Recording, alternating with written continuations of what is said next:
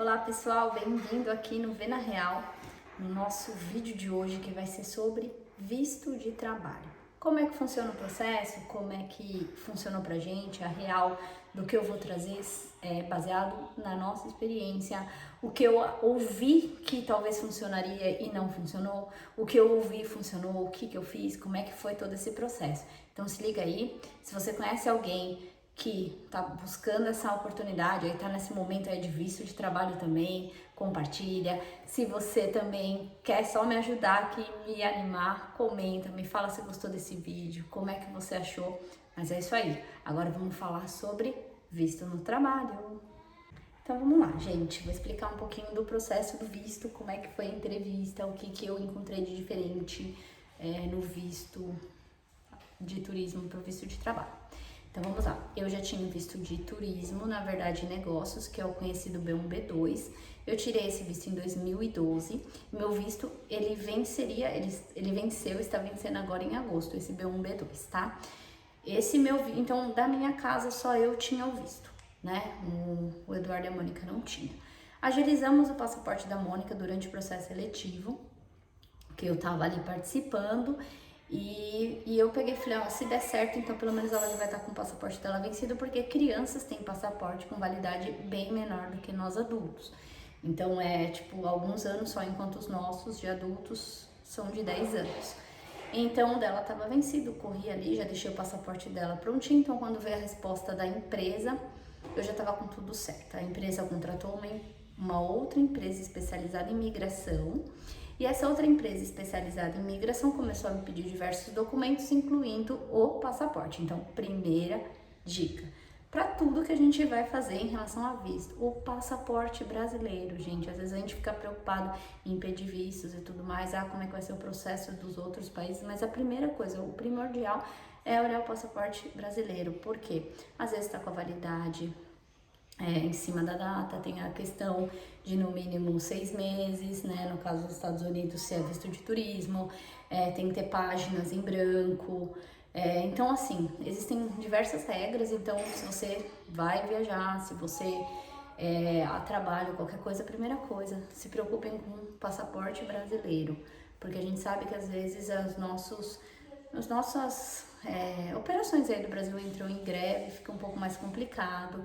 Teve toda a questão da pandemia, muita coisa, tá difícil também de agendar. Às vezes você vem falando muito da dificuldade de pedir visto americano, porque tem uma fila muito grande, mas às vezes a gente encontra a mesma dificuldade para o passaporte brasileiro, tá? Então essa fica como a primeira dica. Sempre ficar de olho no passaporte brasileiro. Bem, passaportes ok, iniciamos todo esse processo da imigração e eu já comecei, confiando na empresa e tudo mais, e eles falam, enquanto estiver pegando os documentos, não é para fazer nenhuma solicitação de visto, não é para entrar em nada disso. Por quê? Qual era a preocupação da empresa e o que eles tomam cuidado? Que não saia, por exemplo, você fica preocupado com a data, alguma coisa, e você vai correr, e aí você tá ali com a agenda no governo americano, mas você não tá com a documentação que você precisa, porque para esse tipo de visto, a empresa te faz todo um preparo de vários documentos que você tem que entregar, tá? Então são certidão de casamento, certidão de nascimento da Mônica, porque o visto ele é todo amarrado, tá? E aí foram tratados, tivemos que levantar vários outros documentos em relação à minha posição no Brasil, em relação à posição que eu teria nos Estados Unidos, o vínculo, né? Todo o vínculo que a gente tem ali empregatício, confirmei toda a documentação, beleza. Aí eles pegaram e falaram, olha, Verônica, agora você pode entrar no site do consulado dos Estados Unidos, né, do governo americano, na verdade, e fazer a solicitação aí para o consulado mais próximo da sua casa e considere que a partir de agora você tem que agendar para no mínimo daqui 3 semanas, tá? Tem que ser de 3 semanas em diante. Por quê? Porque eles iam enviar toda essa documentação para nossa casa e daria este tempo. Então, beleza, entrei no site, fui entender, na verdade pesquisei muito no YouTube para ver se eu encontrava alguma coisa sobre visto de trabalho, não encontrava. Existem diversos vídeos aqui muito úteis para quem quer tirar visto para turismo e tudo mais, tem muito. Agora, visto de trabalho, não ouvia nada, não sabia nada, não tinha ideia do que ia acontecer. E por isso que eu quis começar esse Vê na Real já falando desse processo, quem sabe eu posso ajudar alguém. Então vamos lá. Qual é o processo? O processo é o seguinte, é o famoso DS-160. É o mesmo do que quando a gente pede o visto de turismo, tá? O processo, ele é o mesmo. O que diferencia é que na hora que você tá ali preenchendo, você vai colocar qual é o visto que você vai pedir. Ah, Verônica, como você sabia qual era o visto que eu ia pedir? Porque é assim, gente, existem N tipos de visto, também aprendi isso no caminho, porque pra mim só existia de turismo, de trabalho e de estudante, mas não, existem, o que eu posso dizer, outros tipos de visto de trabalho, diversos tipos de visto de trabalho, de turismo, enfim, existem outras variações de vistos, era isso que eu queria dizer. Então, o nosso, né, que a gente veio é o famoso L1, né? L1 sou eu, do Yamônica L2. E aí, se você é uma posição de gerência, de gestor, você é o A. Se você é uma posição técnica, que você não vai ter um time, mas é uma posição técnica, você seria o B. Então, no meu caso, eu vim como L1A. Então, já sabia que seria assim. Na hora que eu fui fazer a solicitação do visto, coloquei lá L1. Fiz primeiro o meu DS-160, depois fiz o da Mônica e depois fiz o do Eduardo. E aí, do Eduardo e da Mônica vieram como L2. L2 o do esposo e a Mônica filha, né? E ali você coloca também as informações do trabalho.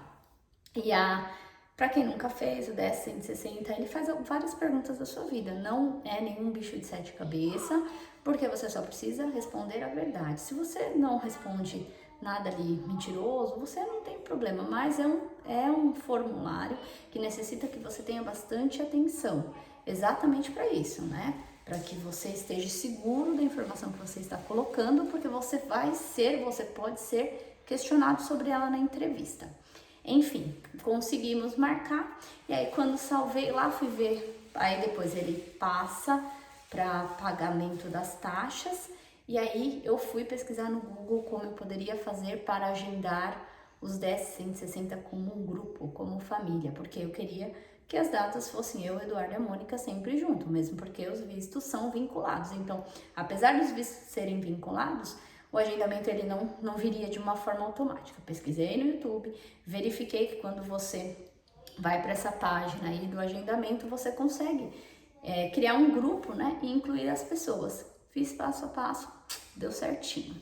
Ah, lembrei de uma coisa aqui, agora vai vir um Vê na Real, sobre a agência de visto.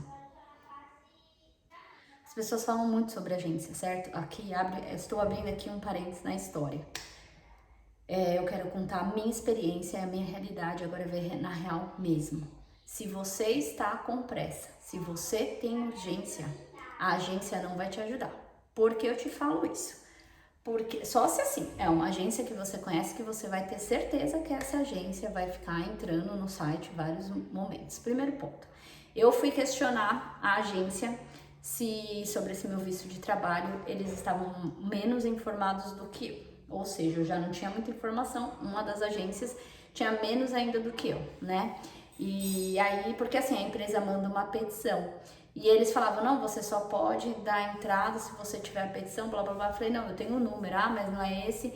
Enfim, eu segui de fato aí o que a empresa de imigração estava falando, mas se eu tivesse ido pelas agências, eu tinha esperado chegar a documentação, eu tinha perdido 3 semanas para fazer o meu DS-160.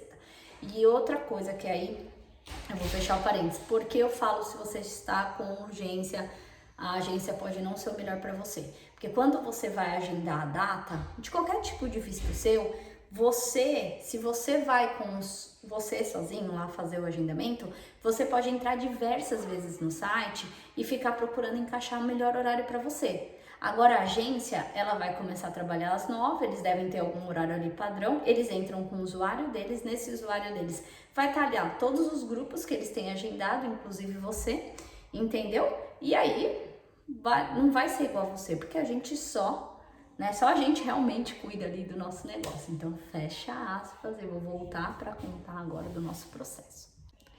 Bem, então voltando aí para o nosso processo. Quando eu fui agendar, então fiz o agendamento do grupo, fui olhar a primeira data disponível, porque são 2 processos, né? Então, você passa primeiro ali no CASV e depois no consulado para entrevista mesmo.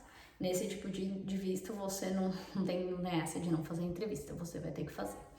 Então, eu estava muito preocupada, porque as aulas aqui na Georgia, aqui onde a gente estava, né, nesse distrito, começariam em agosto, dia 1º, eu estava muito preocupada. Eu fui totalmente dirigida, a Mônica foi a nossa top prioridade. Então, tudo foi em torno dela. Uma boa escola, chegar em tempo, por quê? Para a criança já era uma grande alteração ali, certo? E ainda chegar com a turma já toda, né, agilizada, e ela não, então corremos. Bem, naquele primeiro dia ali, a gente foi, eu vi e a primeira data estava para o dia 15 de julho.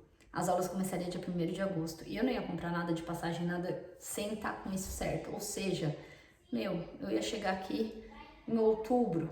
A Mônica ia perder, ia ser muito ruim para ela. Mas assim, gente, eu marquei essa data e Deus, ele tá comigo. Eu tenho muita fé, né? Então, eu entreguei bastante na mão de Deus e eu tentava de 3 a 4 vezes por dia. Eu entrava no site. Então, por isso que eu abri essa aspa aí sobre se você tem importante para você alguma certa urgência. Só você. Entrei em diferentes horários, entrei em várias coisas. No dia 21 de abril eu estava na minha casa e aí quando foi 10h30 da noite, que era o feriado Tiradentes, eu falei, hoje é feriado só no Brasil, eu vou olhar. 10h30 da noite. Quando foi no 10h30 da noite, eu consegui antecipar para o dia 12 de maio a entrevista no consulado. Eu fiquei muito feliz. Enfim. E é isso. Pula agora para a entrevista. Como é que foi?